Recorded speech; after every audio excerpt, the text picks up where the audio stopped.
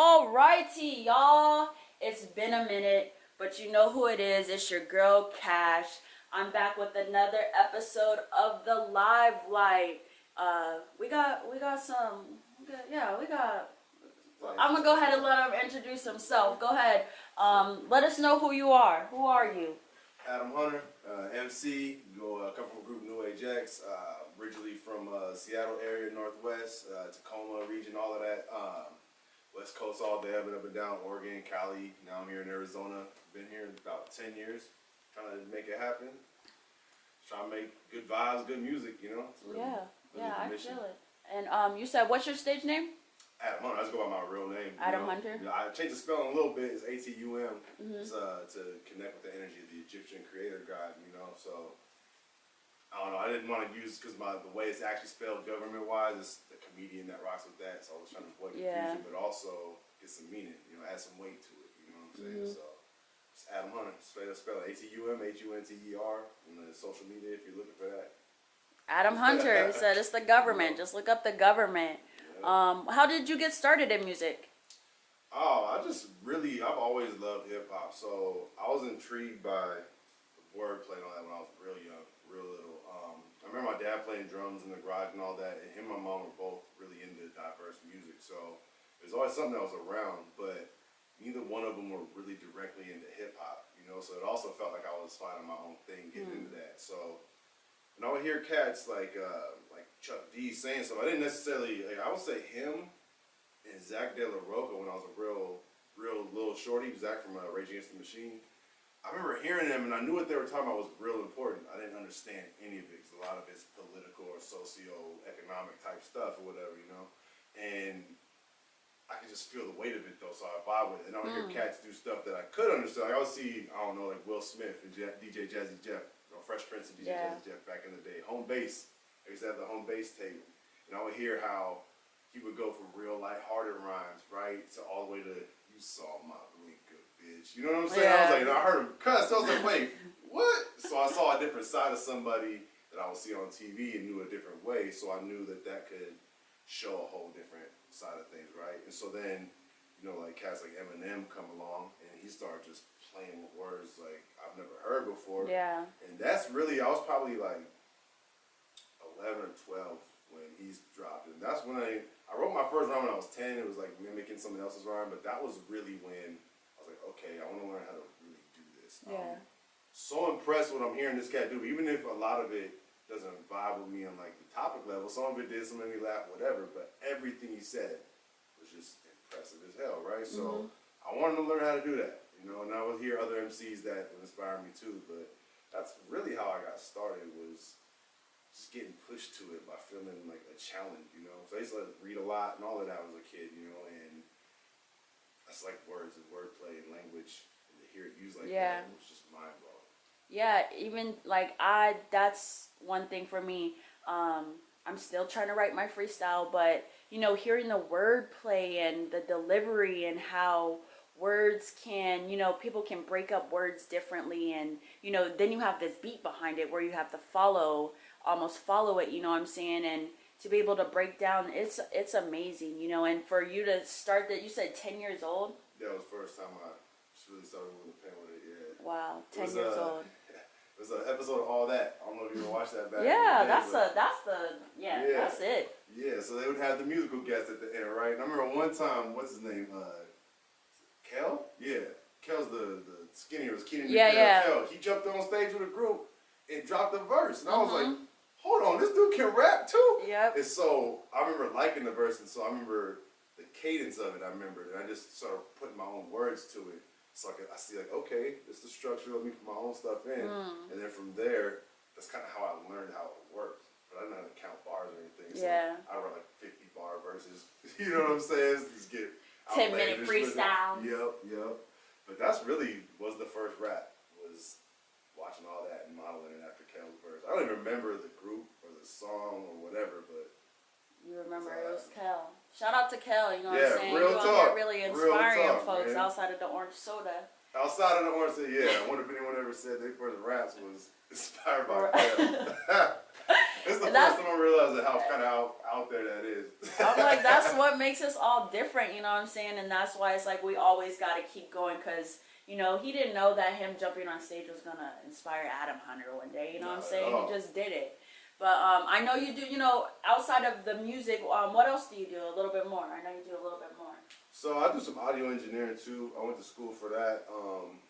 Really, the inspiration for learning how to do it was I didn't want to pay for studio time because you know that could add up. You know Yeah. what I mean? And also, you know, same thing as with learning the raps. Like, how do they make it sound this way? How are they adding these effects? How does any of this work? The first time I walked into a studio, I just saw a bunch of knobs and it looked like I was in a spaceship. And I saw this cat sitting there. Just, all right, go ahead. And I was like, what did you do? You know what I'm saying? And then we would play it. He did this back, and a couple weeks later, we get the mix back, and like, yo, this is crazy how he did all of that. And so it also costs a lot of money to do that. That was my old band. It's called Face Bath back in the day, like a metal hip hop project. That was my first real studio experience. And that was up in Reno. So shouts out to all the fellas from the band. I miss y'all, man. Shout out. Yeah, that was fun times. But yeah, and so I went to school for that, and so now, you know, I worked on some albums for people. You know, I've worked in different studios. I got my own setup, you know. I don't really do it too much anymore because just certain characters I ran into, but I used to have people come through my house. I'll do it for the homies sometimes. If you're Yeah. listening, you need some stuff, you know me, we could work, you know. But that's really where it's at. But yeah, I also work with the School of Hip Hop. You know what I mean? I've worked with the trivia music camps in the past. Woo, woo. You know what I'm saying? Trying to help the show. That's where actually, you know. Yeah, that's where I met exactly. You, at, you know, trying to help the next generation that appreciates the arts. You know, have some guidance with it and contribute what I can to it. Mm-hmm. And also then, I guess music related too. I do a podcast, do a couple of them, but music related. MC Report. My man Mo Hatch. He's another MC.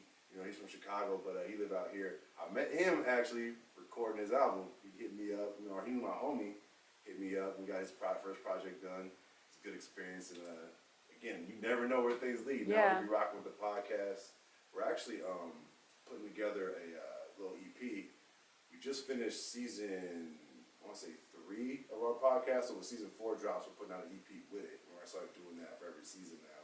Oh, that's And what's up. talking about Oh, the music project with it, you know what I'm saying? that's smart. I Yeah. like that. Very Yeah. smart. Because we got different styles, but he's ill. You know what I'm saying? Mm-hmm. It's a cool little mashup. So just to add something to it, and also display like we're out here talking about this stuff, reviewing albums, talking about effects on culture and all of that, Yeah. lyricism, yada yada. We got to show that we know Exactly. what we're talking about. That's We what I'm gotta back it saying. up, you Yeah, know? and then you get on and you like give them the example, the blueprint. You know what I'm saying? Like that's, I love that. That's genius. Yeah.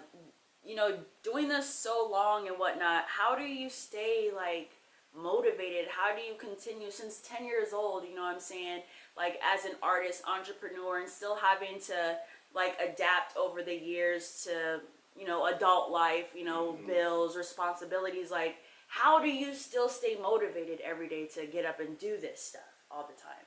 I mean, really, it's a love for it. I learned because for a while, you know, like writing and putting stuff out, you know, you do some shows here or there. And it's not like what you want. Sometimes it is what you want, you know. But after a while, you've done a lot of the stuff. So that's kind of how podcasting happened, you know. Just do different things that kind of diversify my relationship with music to make it feel like it's not the same as it ever has been. You know, it still feels new on a daily basis.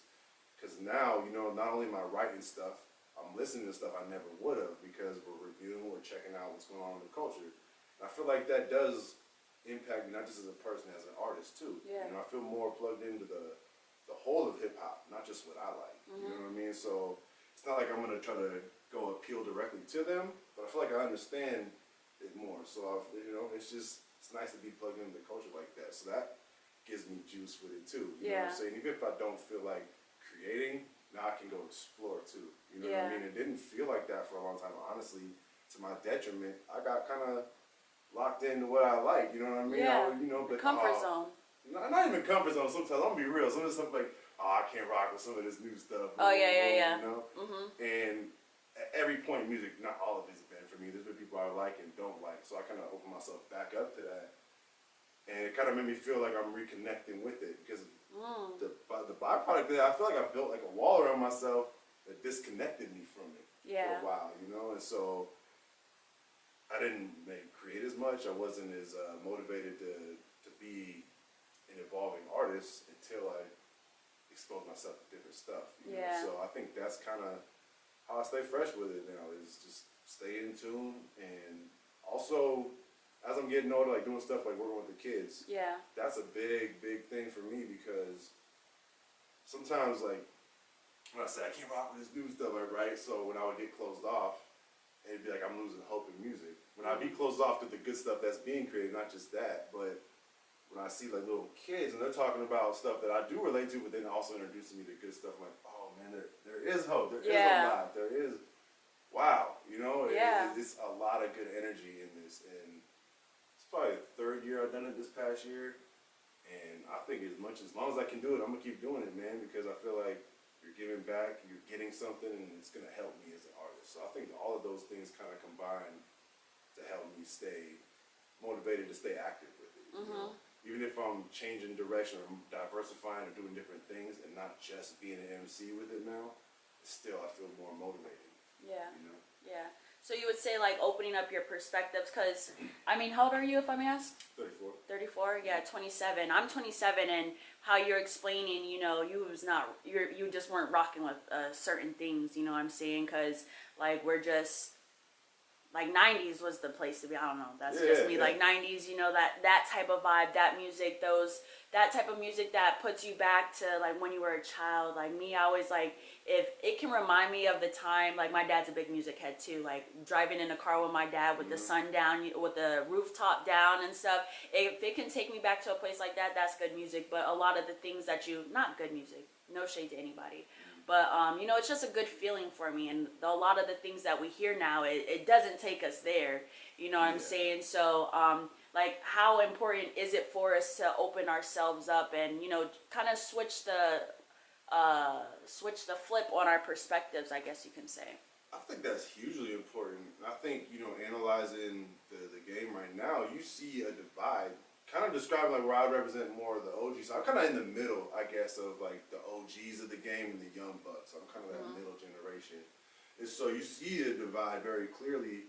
A lot of the cats feel disrespected with how things have kind of developed. And you hear the young cats like, I can't listen to that old school boom, boom, boom, right? So I feel like there needs to be a connection there because the culture's divided now, you know? And if we can find a way to just flip the perspective, because I mean, I was guilty of it too, but I feel like J. Cole did a great job when he interviewed, was it Lil Pump?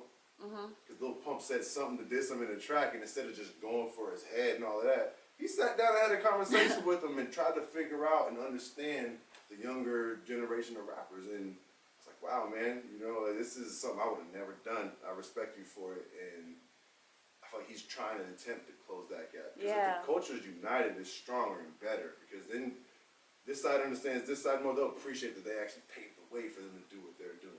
And they'll see the ones that they feel are carrying the torch. They might see who's in the limelight, but there's somebody over here who you might have directly inspired who's carrying your torch. Yeah. You know?